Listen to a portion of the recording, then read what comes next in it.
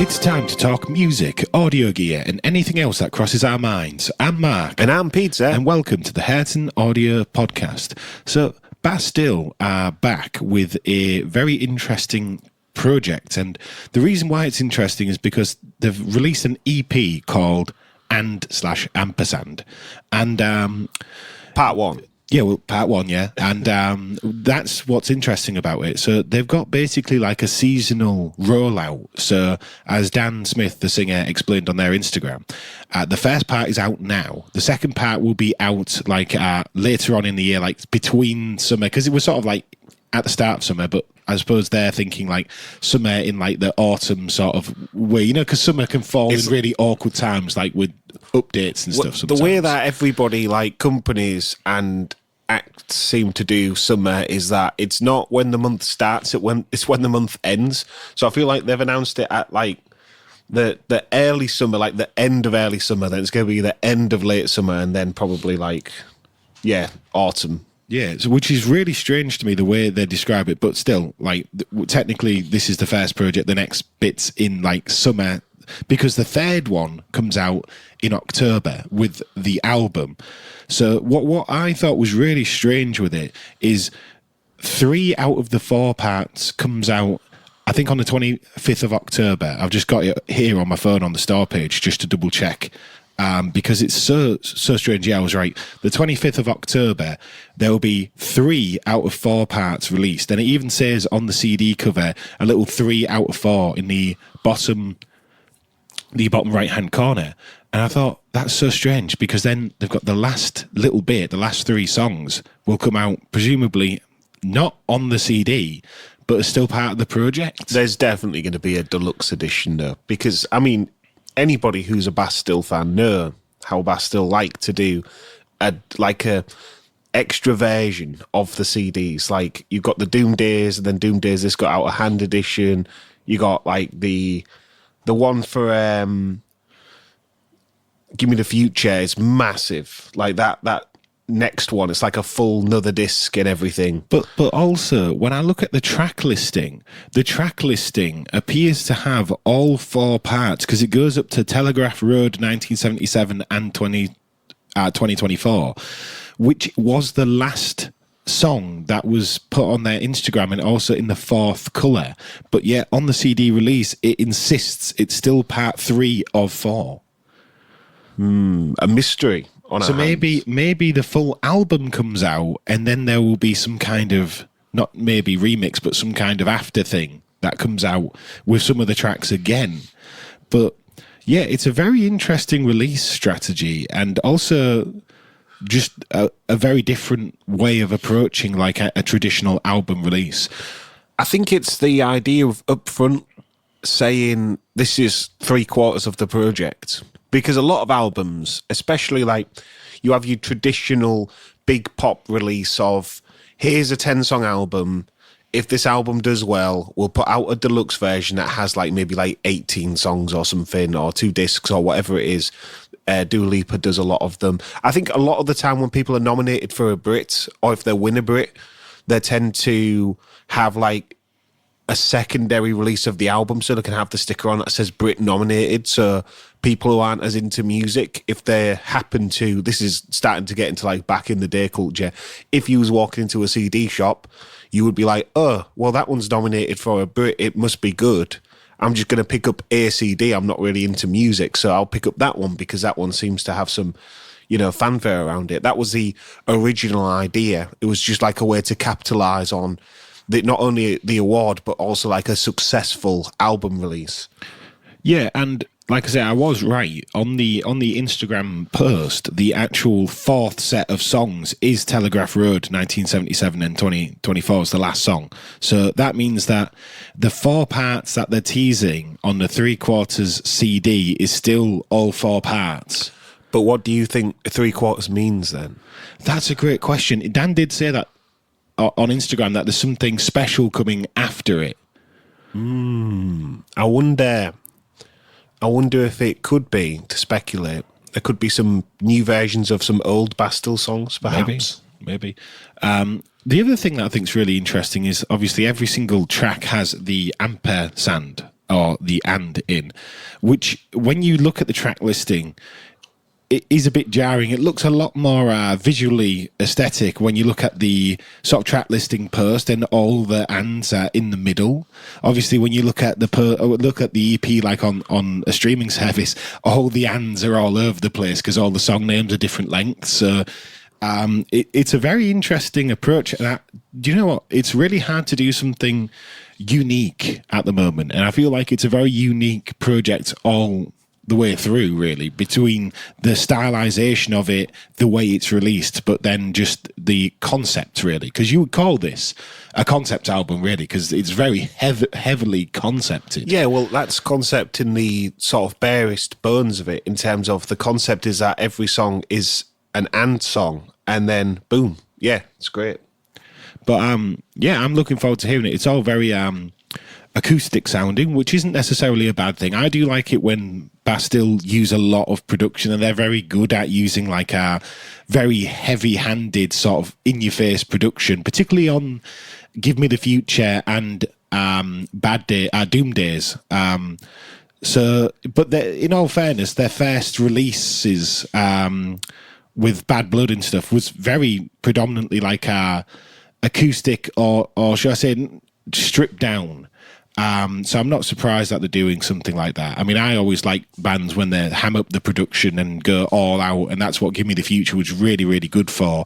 Bastille have been, like, throughout their full catalogue, a very unpredictable band. Whatever you think they're going to do, they don't seem to do it. They seem to do something completely different, and this sort of fits that memo to a T. Well, there was a couple of comments on Instagram which had the, because it's like more of an acoustic album, the obligatory Dan Smith's going through his folklore era. Oh, yeah. Which, I guess, yeah. I mean, it's funny how I think Taylor Swift is always the benchmark for, I suppose, maybe more modern music conversations, but it's funny that that's now the go-to for somebody's doing it like a more acoustic or more stripped down album, and now it's just folklore era. Yeah, I suppose contextually, there's not been many people who's been able to get like a full acoustic album like that into the charts or into like the top 10 that easily. I mean, you have people like Noah Khan and stuff doing like more folk oriented stuff, but to sell somebody a full acoustic album, I feel like is quite difficult at the moment, because people want something that's in your face and immediate. And I think sometimes acoustic music, you have to really be patient with acoustic music. I was going to say the word patience. I think it does require a longer attention span, because you don't have all these sort of tricks that are there to, like if you think about your standard subtractive arrangement, the idea of introducing a new element every 16 bars or 32 bars, however you want to do it, that sort of, I mean, in 2-minute songs as well, I mean, you have to go faster than that. You can't wait 16 bars before introducing a new element, because you run out of time, if you want to get all your elements in. But that is like the way to keep the listener's attention, by slowly twisting and turning the arrangement. So even if it is just 4 block chords running the entire song, there's, a reason to keep listening and to not check out. But with acoustic music, I mean, unless you're relying on the performance dynamics, or the songs are very, complicated in the way that they're written, you have a lot less options to do it. And I mean, if you go like big band acoustic, you start bringing like loads of strings and horns and stuff in, you can start doing the same arrangement sort of techniques as you would do. But it definitely looks as if this is more minimal, like guitar. I mean, I think, knowing Bastille, there will be a song with horns somewhere. Well, they've already teased that there's a lot of guest musicians and stuff. So on the trailer, there was a lot of violin players and like orchestral stuff going on. But also, I don't know whether the full thing will be acoustic, or whether the first part is predominantly acoustic, and then the production will maybe ramp up as it goes through the 4 parts. I do think that's a very interesting observation, because there's nothing that's confirming that first part is going to be the sound of the rest of the album. Because, like you say, there could easily be like, well, part 1's like quite stripped back, part 2's very electronic, part 3's more rock orientated. They could easily do that. and it would make sense thematically, but you wouldn't know it until they sort of did it, would you? It's almost reminiscent to me of like the Weezer's Seasons project, where they had 4 albums all come out with the same cover that's slightly different in each season. Yeah, do you know that is actually a really good example of this type of release strategy? What were they? There were 6 songs each, though, I believe. Were they 5 to 6 songs? There was more like mini albums, weren't they? Yeah. I can't remember exactly how many songs, but that was like an interesting way. And like you said, seasonal things, they do seem to come out. I do think when they do them like 4 EPs, let's say, because albums is a stretch for any artist.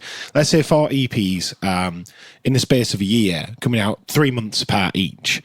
Thematically, to link them all together is really interesting. And I always like it when there's like a series of projects. Like immediately when you think about the Weezer stuff, you think, oh, that's interesting, because if you've seen 2, you're like, well, what's going to be on the 3rd and 4th? And you can start to get like an idea of, oh, right, well, this is definitely coming out, and what they're going to do seasonally with the album covers. With Bastille's one, it's more like and it's in a similar vein. It's just more like simplified, because there's just the and logo. So it's like, what's that and logo going to look like throughout the 4 iterations like of the this EPs. project? Yeah. I mean, there's a big art book I saw in the description as well for this, and I think it's all been hand painted by Dan and a couple of artists, like some collaborators. So I imagine they have a lot of different versions of the and. There's like a stamp, I'm sure it was like a stamp limited to, I think, 100 or 500 or whatever, where they get like a little and sign stamp and stamp it on a canvas. Or it might be a really big and sign stamp and stamp it on a canvas. An exclusive, like a limited run of that. That was, I mean, it's £85 it was on the site. Oh yeah, because that was like the art canvas. Yeah, the art canvas, which I was thinking about you getting a little CD and then just stamping an and sign on it. I was thinking, well, that doesn't seem like a fantastic idea. Yeah, so they must have had like canvas. a huge stamp made to then do it in like a factory or whatever. No wonder it costs so much, because you look at it initially and you think one of the little tiny little stamp ones that you can just like stamp through. But yeah, I'm very excited to see what Bastille do. We was only talking about it the other week or so, that Bastille have gone quite a while without releasing any music. So always happy to see people announce new albums and new projects.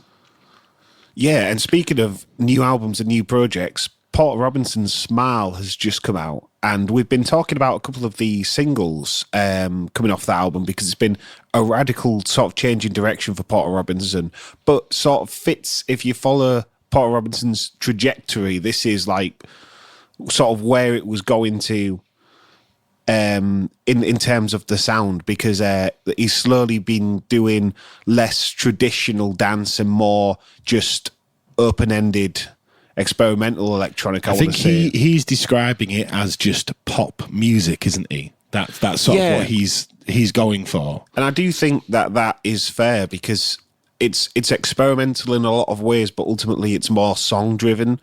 Whereas, if you go to traditional, like drop orientated or DJ orientated dance music, it's more structured, but less vocal sort of, if you know what I mean, less song specific and more drop or, key moment specific.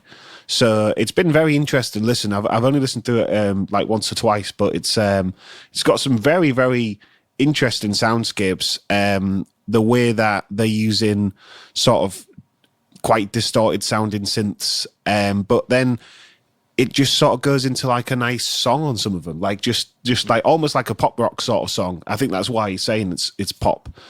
But I think it's going to be very, very interesting. He said that for the tour, that they're doing just a full live band and a like career spanning set list, which will be interesting, because Porter Robinson has a very eclectic catalogue. He's sort of in that like mainstream but not mainstream sort of like category, where there's a lot of people who are like very, very big on just him and his full brand, but then maybe like on radio and stuff you wouldn't get a big sort of sort of like boost. It's funny how some people are like underground but really popular. Do you know what I mean? But if you played Language to anybody, they'd be like, "Oh yeah, I know that song," because it's just one of those songs that's just crept into like the subconscious. Yeah, with sync deals and stuff as well, a lot of people hear Language, and the problem you have if you're somebody like Porter Robinson, problem or a good thing depending on your mindset, is Language is a very faceless song, as is a lot of the EDM guys. They just have it's just a beat, and you don't really know who Porter Robinson is. He's not in the video. He's not on the album cover. It's just it's just a piece of music, basically. And it, like you say, you'll hear it all over the place. You'll hear it on games. You'll hear it. I mean, I imagine it's on some movies and TV shows. Could be. Definitely, though, if you go to any festivals or DJ sort of events, I mean, you'll hear it in clubs. You'll hear it in loads of places. It's one of those songs that they just throw out. I mean, it's that build-up / drop section, whatever it is, the main bit of Language is just so satisfying. Like, I think in a DJ set, it's just immediate. I think that's why it sort of landed so well. But I think it's going to be really, really interesting to number one see, because I mean, Nature was a step into this. I think we've talked about this before, how Nature is sort of leading into wherever he's going. But he did some live band element stuff. There's some fantastic live streams on YouTube of his like live performances from the Nature era. And it's like a hybrid of live performance and like sort of the Ableton Live based DJing, where they're using clips to DJ all the parts as opposed to like a CDJs, which obviously gives the live set a completely different feel than just using CDJs, because you know you can mash songs together in a different sort of way because you have more control over stems. And I think also with when they do like Launchpad style stuff, or like say Ableton clip based stuff, I think a lot of people who aren't familiar with those types of technologies don't really understand what's happening on stage, like from an audience point of view. Yeah. And even to a certain point, if you know how the clip views work and how you could do it, it's very hard to tell what they're actually doing, because there's so many ways you could map a controller to do certain things. Well, there's a lot of ways of doing it where there's a sort of backing track that you hit go on, and then you sort of performing a lot on top, but obviously it's up to them to decide what they're taking off the backing track, because it doesn't work if there's like a big synth section and they're playing, you know, they're deviating from the original melody. A bit like, it reminds me of Madian as well, because he does a similar stuff. It wouldn't work if he deviated from the melody of the song on the, you know, and then the song's backing track was just going at the same time. That's the big problem that singers have with backing tracks, is they'll try and sing along, but because you can hear a perfect backing track behind them, if anything grates, you know it's them and not the backing track, but you maybe wouldn't notice that the singing was grating, but because the backing track's there, you then hear the grating against it, and it sometimes can actually make people sound worse. And this is the other thing with the way performances are. A lot of people are like, oh, they're miming. It's like, well, no, they've just got backing tracks on.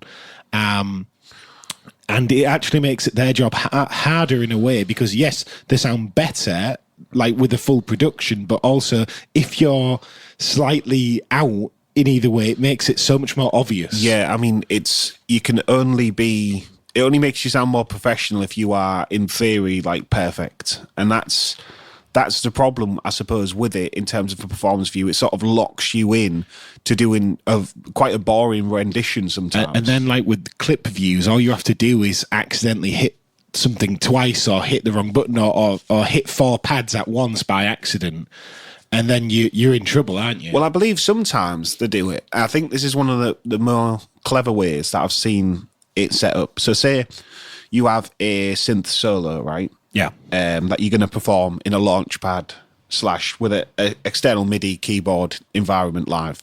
They have it so you have a choke group. It's monophonic lead sound. You have a choke group. One is the original solo that starts off, and then you can hit notes on the same sounding patch, and it will then choke the one that's going but because the one that's going is still, playing in the background, when you've done your deviation and let go, it resumes and goes back to the original solo. So that way you can deviate a bar here and there, but then the original solo can be playing underneath. Without having to worry about hitting every single bit note for note on the pad. Without worrying about having to, match it, because it chokes every time you play over the top. So that's like a really clever way of doing it, because it's all sample based. But, to the audience, it's just like magic, because you're like, whoa.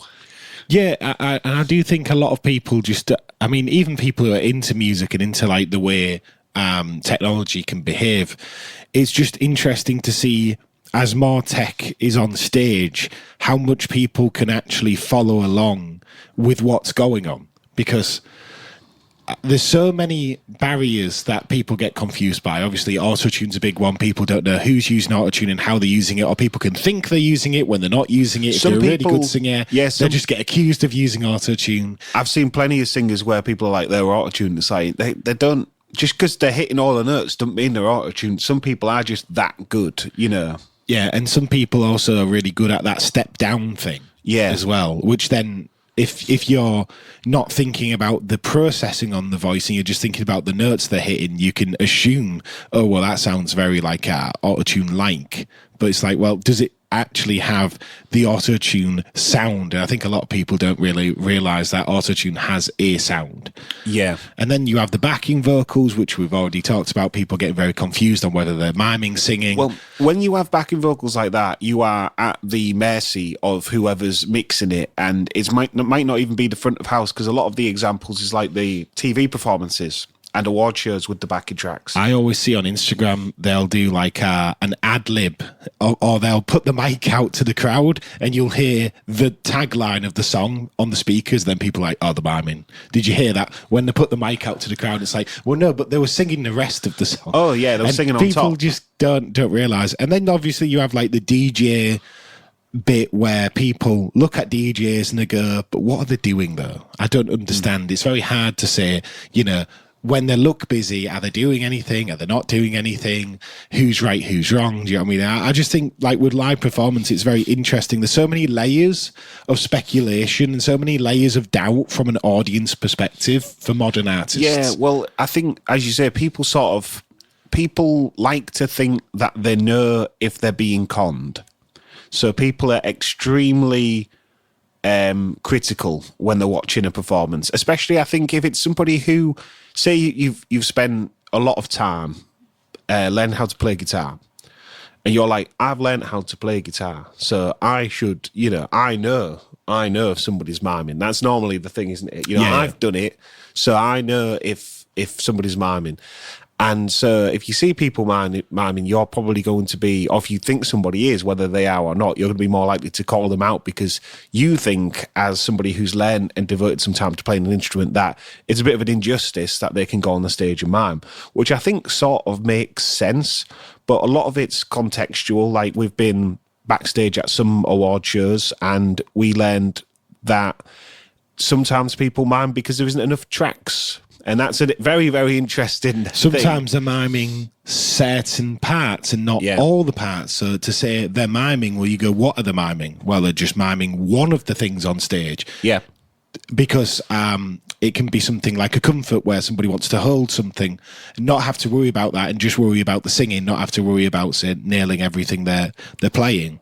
So yeah, it is not as cut and dry, and like say that, little secrets from like backstage at big events, but it's just so funny the way that music performance is so critical, but yet music recordings, nobody could care less. Oh no, because music, it's the idea is it's a different art form. I mean, a lot of people, don't really care how the sausage is made when it comes to a song. They just care about how it sounds. But then, as you say, if them same people are like, well, I can't believe that they're lying to me live, it's sort of like, well, I mean, you're not bothered on the song. I mean, the amount of times that you see people like sort of confess on like social media that are like, oh yeah, we was trying to do a part for this song and nobody could play it, so we just really, really bodged it together, like in Ableton or something.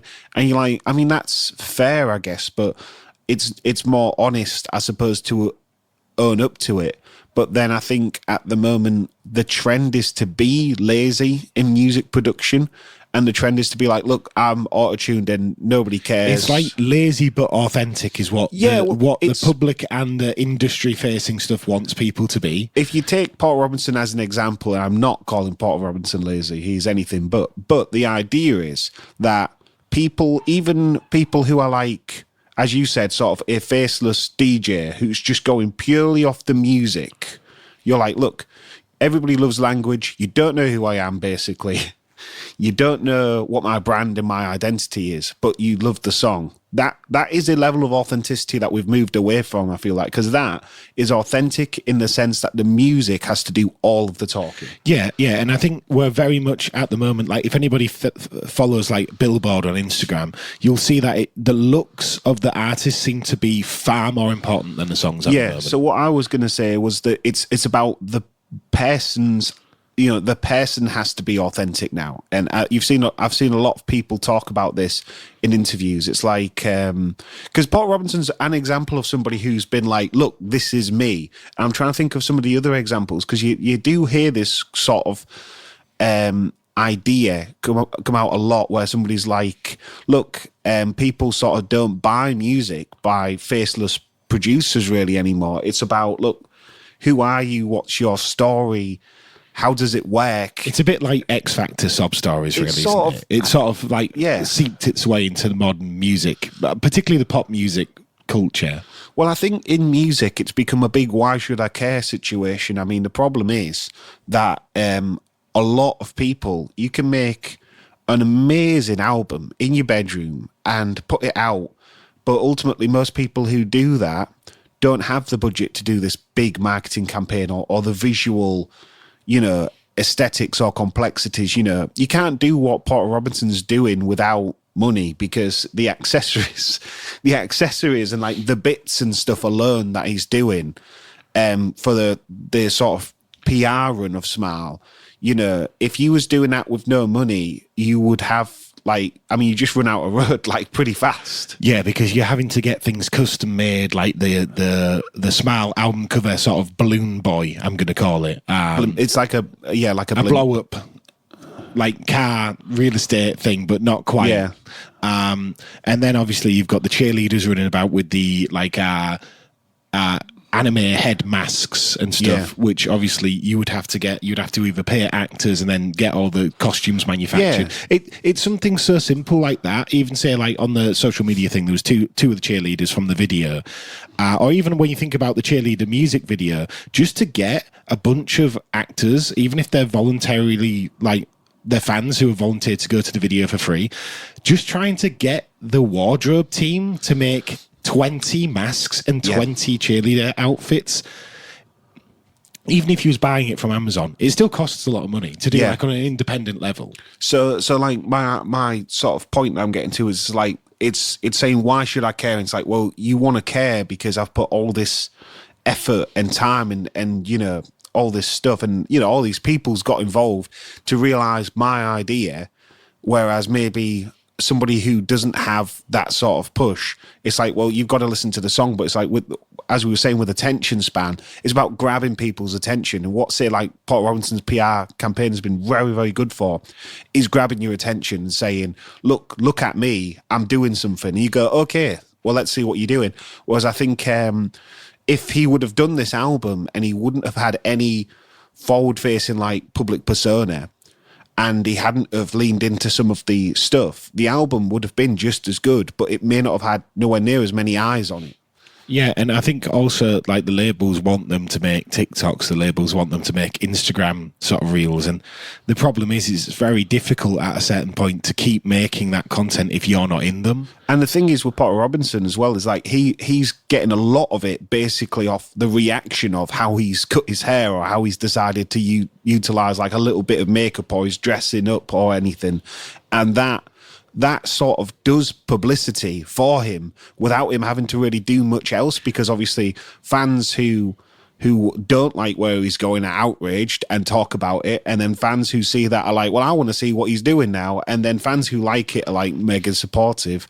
And then a lot of the time, because Paul Robinson's sort of, at least a social media fan base, is very split in Paul Robinson, the DJ, and Paul Robinson, the artist. So yeah, and that's a big thing with I found that a lot of like the beats sort of people don't transition to the people who like songs, and it sort of goes that way the other way around. Unless you're incredibly open-minded, you can like a few beats, but like for me, if you put like spinning record songs on, it will just wear me down. Like the drops just wear me down over time. I can't listen to it for like more than half an hour. Yeah, like a couple of songs here and there is cool, but like you say, if you was just going to be like on it non-stop, yeah, it sort of grates you down. But I think that's sort of our thoughts on Bastille and Paul Robinson, and I think we've got more new music in the pipeline, hopefully coming from, with it being early summer still, or late midsummer now, really. Yeah. So thanks for listening, everybody. Let us know what you think in the comments and the polls, and yeah, see you in the next episode.